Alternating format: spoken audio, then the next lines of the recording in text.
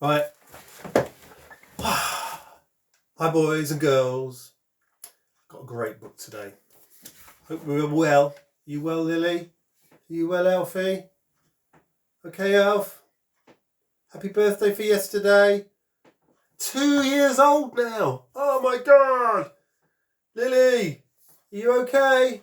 Right, you're listening. Look at this. This is a book by David Walliams. Oh, it's back to front. You won't be able to see it properly. This is a really good book.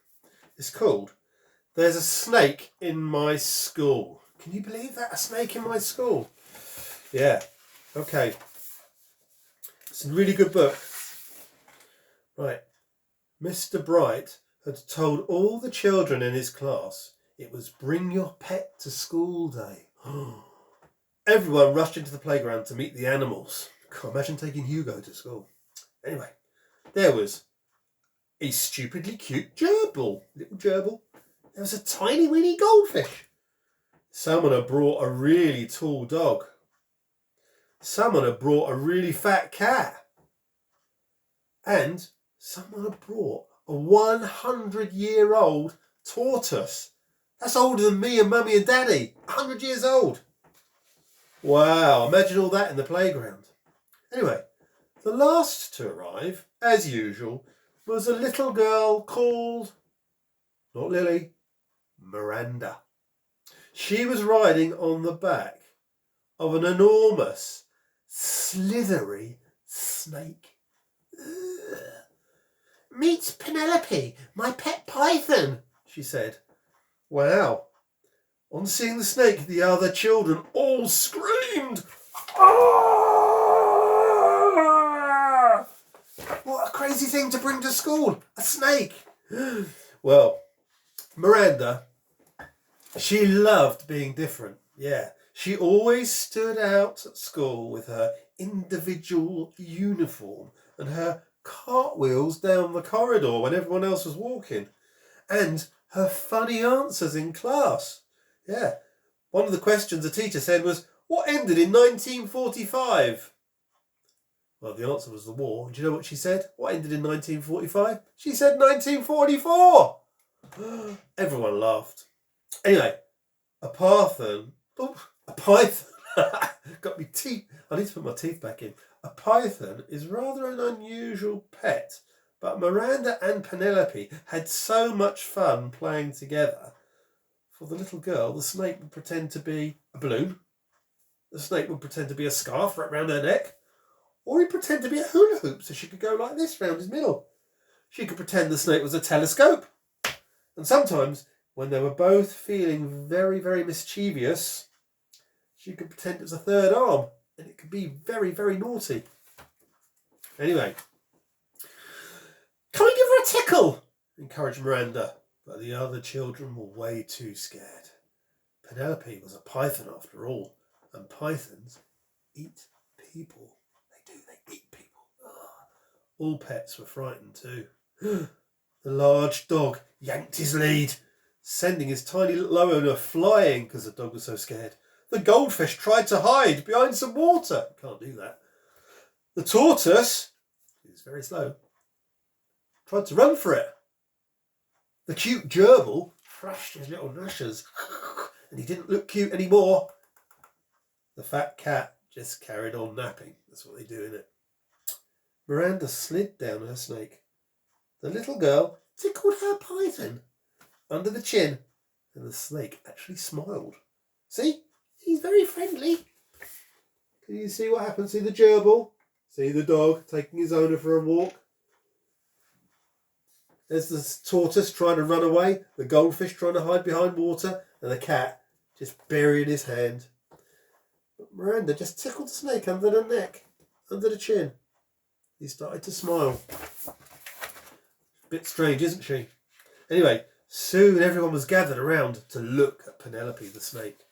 The python loved the attention, and he made a climbing frame for all the children to climb on it. Look, it's a climbing frame. The children are all climbing on the climbing frame. Climbing all over him. Whoa. He made steps as well. So Miranda could climb up the steps and the other children could too. And made himself into a fireman's pole so they could slide down. Penelope even helped the children to learn their numbers, although she could only go up to 9. But Snake's made a 9. It's strange. Miss Bloat, who was the headmistress, thundered into the playground. "There's a snake in my school," she said. "Oh my God, what does that snake doing there?" Miss Bloat didn't like animals very much, or children actually for that matter, which is strange. "It's bring your pet to day school today," spluttered Mr. Bright, "and Penelope is my pet," said Miranda. Look at that. What's she going to do? "Miranda, I should have known you would have to be different," said the headmistress.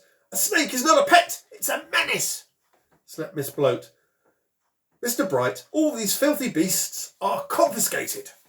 All the girls and boys shouted, "No, don't confiscate my pet!" As the headmistress stuffed their pets into the lost property cupboard, because that's where all the stuff goes, except for Penelope, the snake, Miss Bloat had other ideas for her. Look, she's putting all the animals in a cupboard for lost property. That's a bit of a funny thing to do. I don't think the dog likes it, and I don't think Hugo would like it either. "This disgusting thing is coming with me," bellowed the headmistress. With that, she dragged the poor python along the corridor to her office. "Where are you going to put Penelope?" asked Miranda in her best girly voice. "In the bin." "No, don't put her in the bin," said Miranda. Miss Bloat crammed the snake into her bin and slammed the lid shut. Then she plonked herself down on top of the python so that it couldn't escape. The bin rattled and rattled, but Penelope was trapped. "A snake in my school indeed! Get back to your lesson," said the headmistress as she carried on sitting on the snake. She was not happy. Downstairs in the classroom, tears rolled down Miranda's cheeks. All the children were sad to have their pets taken away, but no one was sadder than Miranda. The little girl feared that she would never see Penelope again. At the end of the day, Miranda dashed upstairs to Miss Bloat's office to try and make her change her mind. She knocked on the door. There was no answer. So slowly, Miranda opened the door. There she is knocking on the door. No answer, so she tried to get in the door. I wonder what she'll find. Can you believe it? Do you know what she found?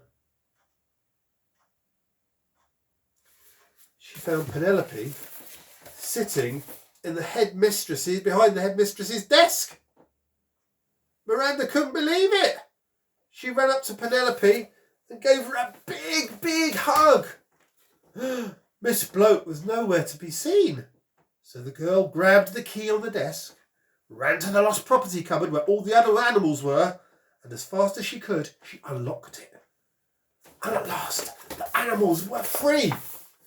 She let them free. Well done, Miranda.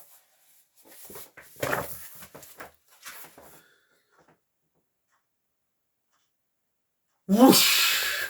Hooray! The children shouted as all the animals left the school and the children got their pets back. Wow! Miranda and all the pets slid down Penelope's back into the playground. Penelope entertained everyone again. She made herself into a seesaw. She made herself into a big wheel that they could roll in. She made herself into a swing that they could swing on. And she made herself into a skipping rope they could skip in. Penelope even helped some of the younger children with the alphabet, although an X was hard to do. See, there she is, Penelope. There's a circle for the kids to go round in, a seesaw, a swing, a skipping rope, and there she's helping with the letters. She's a very clever snake. As for Miss Bloat, the headmistress, she had completely disappeared. So Mr. Bright was made the headmaster. And now the children were allowed to bring in all their favourite animals whenever they wanted. The school became home to every sort of fantastic creature. And I can see there a gorilla. Someone doesn't own a gorilla, surely. I can see an elephant. Surely someone doesn't own an elephant. I can see a giraffe. And I can even see a tiger. Surely someone doesn't own a giraffe and a tiger. And then I can see penguins and a kangaroo and even a crocodile. Oh my God. All these animals in school. What an amazing school that must be. I think Hugo would like to go to that school. But with all those fantastic animals, do you know what the star attraction was? The star attraction was always Penelope the snake. Because everyone loved playing on her.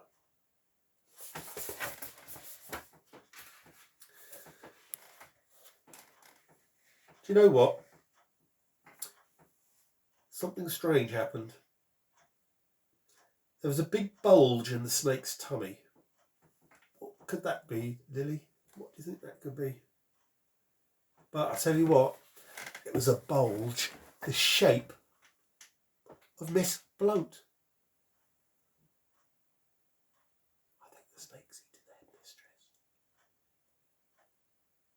But Miranda didn't say anything.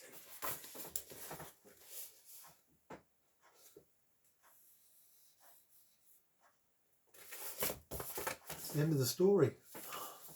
What do you reckon? Did you like that one, Lily? Did you like that one, Alf? That was a long story. That was 12 minutes, that was. I think it's probably time. You better see what Mummy says and Daddy. Is it bedtime? I don't know. Anyway, bye-bye.